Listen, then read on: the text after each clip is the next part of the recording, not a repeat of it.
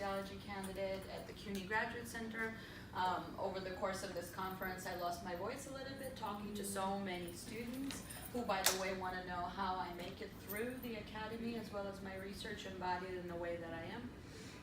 And so this is not only something that I'm thinking about in terms of like a meta-analysis, and I reflect on all of your presentations, you know, as really connected to what I'm about to talk about. I really want to sort of think through my journey as a graduate student as key to the way my research developed and the way it's important to reflect like on the last 10 years of one's work as just changing the research itself because of how you come to understand this. But I wanted to talk about what's wrong with sociology as a discipline, coming from a medical background and a sort of hard science background, being a public health professional and moving into the academy was really illuminating in multiple ways. So I'll just sort of talk to you about my work, but I'm really going to talk to you about my experience in graduate school. So I show up to graduate school, I'm already twice a mother, and so I understand the liabilities of having that experience.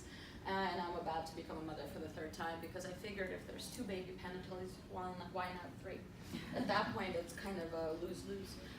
So you might as well be happy, which is what I tell you all. If you're thinking about figuring out motherhood and the academy, they're never going to let you do it.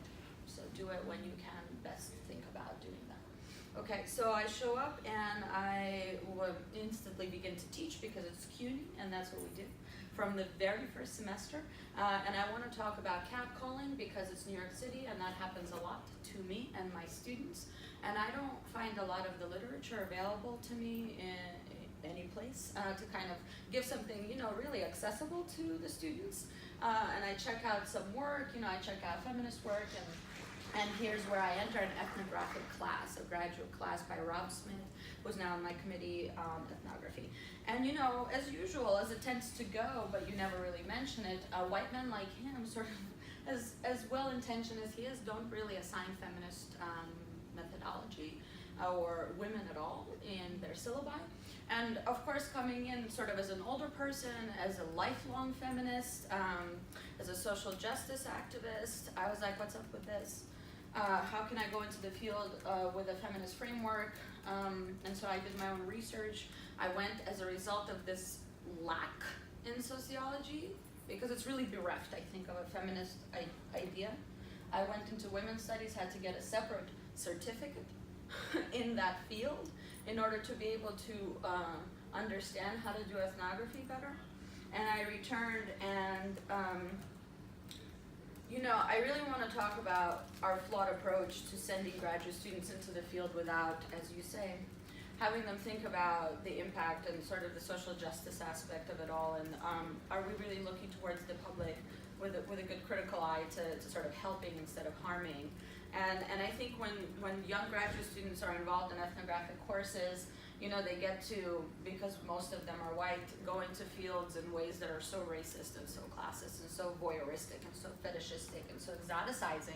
And I was no different, because at that time, I was not yet completely immersed in intersectionality, like not just as a lens, but as a way I live my life. And I went after a bunch of catcallers in Washington Square Park, because I was an NYU student, an elitist academic in a sense. I wanted to go talk to them, you know, about the meaning making behind their process and what they do when they do catcalling. And they were very mistrustful of me, and I could not understand why, because I was a white nightmare, like many walking around these halls. And they didn't want me to interview them, or rather, they wanted to have sex with me. And there was kind of no in between. And so I felt very defensive, like why don't they want to take pictures with me or like talk to me about things, and why are they saying that I'm an intruder? And I wouldn't reflect on that for a couple more years after that. But what I want to talk about at that point was how it felt to navigate field work as a very objectified person, as a sexualized body. And my gender presentation was quite different at the time. The way I was doing gender was in a more feminine, much more gender conforming manner. I had, you know, a skinnier body, a younger body, longer hair, you know, something that was a lot less threatening than it is to men now, and that is why I look like this, so that they talk to me less every place I go. And it works. I highly recommend terrorism. We're out of Connaught. And that's not even that funny because of what's going on in the academy around sexual violence and at these conferences in particular. So one of the ways I think about the public sphere and the academic sphere overlapping is the kind of embodiment you want to put out there in order to protect yourself from constant sexual assault. And so it started to, of course, weave in and out quite a bit. You know, you start your research, and then it really becomes your research, and then it just becomes your life, and then it just consumes you, and then you no longer understand like who you used to be. But I hear that that was what the point of grad school was all along, is to like, you know, deconstruct you and reconstruct you as something entirely different of a creature. So I guess that's a success.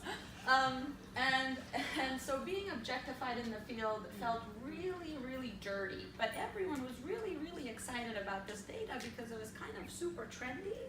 Like, oh my goodness, why would you talk to your abusers? Isn't that fascinating? And I was like, no, I just feel like shit. Like, I don't know what to do with any of this anymore. And yet I knew it was incredibly important to talk to men, just like I still believe it's important to do that. I just refuse to do it.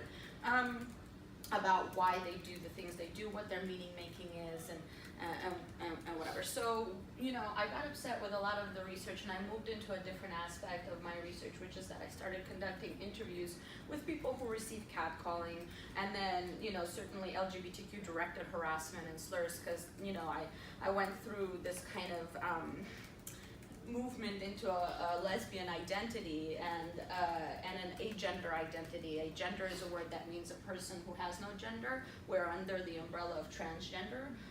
And so now I'm able to say that in the academy, and I wasn't at that time able to do so. But again, it's 8 years later, and I'm a much bigger Pokemon.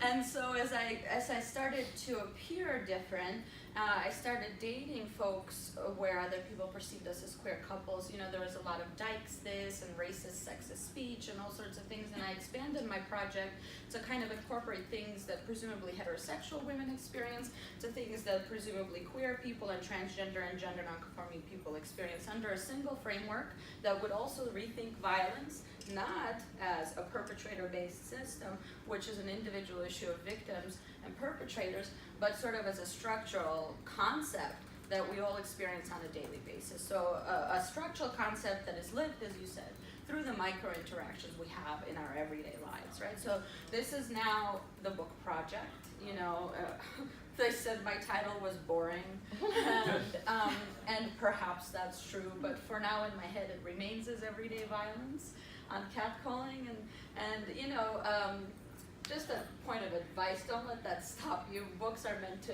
be compelling to an audience right off the bat, and you know, they don't really want you to have all the theoretical stuff under there. They want something, you know, really, really pun-like. So if anyone has a very pun-like thing to say about everyday violence, by all means, you know, because I'm failing to sort of, you know, come up with it. But there is one. You want to hear it? I wanted to call it The Fault in Our Streets. And I think it might take. I know, see, because if you see that on a cover, perhaps you'd be like, well, what's wrong with the streets? Well, the everyday violence. Very good. Okay, so I think that this is, you know, Mark, the YouTube presentation is the point in which we found the title, because in about a year it's going to happen, or at least in my ASA in New York, I think it's going to be my time. Okay, so, you know, so I want you to know that I started to care a lot more about the impact of these things on participants, and that was where I moved into next. I wanted to give you a little bit of the theory, but just a tiny bit, so that you can also learn. You know, I can't really divorce it from my methodology, but anyway, so the way violence is ordinarily defined is by the legal and criminal justice systems, which are like a limited bunch of institutions that kind of think about it in a very limited way. So they don't properly count violence. You know, we can't really rely on these statistics if you want to really deal with sort of things like sexual violence or police brutality even. And as you know, these are the things that the quantitative folks rely on quite a bit. And because of the divide between qualitative and quantitative methodology and research, we don't often talk to each other about, you know, what the limitations are of each of our approaches. But basically, they don't provide solutions to violence either. And as you know, most of the solutions that people provide to violence only add more violence into the world. And for example, if you're going to criminalize catcalling, send men to prison, or whatever, make them more economically marginalized through whatever sanctions, there's more sexual violence in prisons than there are outside, and then there's recidivism. Like, you know, it's nonsense. It's literally whatever radical way you want to call it to me. It doesn't make any logical sense either. So, you know, I had to bring in not just the women's studies to help sociology along, because I really think it's quite archaic. I mean, it's on a cusp, you say, thank you. And I feel like feminist sociologists or feminist thinkers in general have had that cusp, I mean, like 50 years ago, like just to talk about the everyday way we experience the world differently as women and trans people, right? And of course, usually they just talk about women because people just talk about two genders, and that's where the women's studies, you know, is also limited until you get into LGBTQ studies and trans studies, and so you have to learn another field, you know, and I think that when people dismiss as research, people like me or you, what they don't understand is I'm actually a much smarter, brighter, more informed scholar than you, as I got like 14 fields I'm sitting on, and you've got Purdue. Who I also know really well, by the way. Distinction is a thrilling text, as I tell my students and not assign it, but I like the work, you know. So, you know, it helped me rethink, it helped me rethink my framework, it helped me rethink my research, it helped me rethink sociology, you know, but I didn't exactly expect it to help me reshape my entire self, just from inside out. Not just sexually or in terms of gender, but like, over the years, being an academic shaped the person that I am in very private ways. So I wanted to, you know, of course, talk about feminist reflexivity briefly. You know, I think this is really about understanding. The more I talk to younger students or colleagues about their research, the more I can't believe it, that anybody engages with men at all in the field. My work, like my colleague wanted to do work on race or gender or whatever, I'm not going to point out who it is, and started to try to recruit men just, you know, these past couple of months. And there was so much fascist stuff coming at her, so much racist and sexist stuff coming at her. She's a black woman, she's large, she's out there, you know.